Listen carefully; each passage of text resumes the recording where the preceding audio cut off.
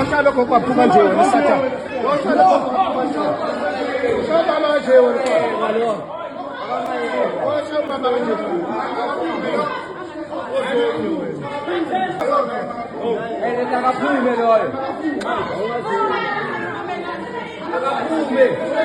Samanana ngenibingelela nginamukele channel eMaswidi Mana Production onibingelelayo umxolisi mfana wadla maphansi le enkandla mangabe yaqala ukufika lenze isiqiniseko sokuthi uchofa subscribe maqedwe bale video ushaye like bese uyakhomenta kulolu daba namhlanje nganza kwethu udaba engize ngalo njengamanje hilolo oqeda kulibona esithombeni sakho omunye umuntu uyayibuza ukuthi ke ingabe kwenze njani ingakho ke ngeke ngithi mangabe ngifaka ivideo ngibe ke sengilichaza udaba ukuthi ngempela yini ebikade ke yenzakele kule video oqeda kuyibona ke umfana ke lo ubanjiwe ngabantu kade ke eqeda noma ke futhi esazama ukushaya ugogo wakhe lo akahamba naye ehamba ke embulala ke ngenduku endleleni eDaveyton emoli yasendaweni ke yaseGauteng. Umfana ke uthi ke semshayile ugogo wakhe kanti ke futhi ugogo lo kubukeka sengathi uhamba ngezinduku uthi ke semshayile ke sexaza ke igazi liphuma ke ngomlomo nangamakhala bese ke qhamuka ke abantu ke bemlamlele ugogo sebezama ke ukuthi ke baxoxe naye umfana walenyulelwa ke i-security la khona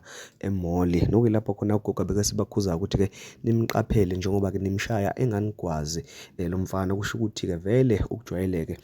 ukugwaza abantu kubeke sekuvela ke kuma comments ukuthi ke igama lakhe umfana uTebelo abamaziyo ke bathi ke elizidlaliso with the man. Kanza kwethu umkhubo ofana nalona usujwayelekile sekukaningi sibika ngawo kule channel eMaswidi Mana Production nakhona la kuma comments ngenzeka ukuthi ke bakhona abathule kodwa bayazi ukuthi ke emakhaya yabo kuyenzeka uthola ukuthi ke izingane ezinokuxhaphaza abantu abadala zizeke zibabeke izandla mangabe ke nawe wakwavelelwa isimo esifana lesi noma ke senzeka ekhaya lakho ngicela ukuthi sixoxele kuma comments kanti ke i-video ephelele yalolu daba ikhona ku WhatsApp channel eMaswidi Mana Production njengoba ngingakwazanga ukuthi ke ngifake yonke la ku YouTube ngenxa ukuthi inezimo ezingafanele ukuthi ke zivele ku YouTube ngicela ukuthi hlangane khona ku WhatsApp channel eMaswidi Mana Production nakhona la ma comments ngiyabonga.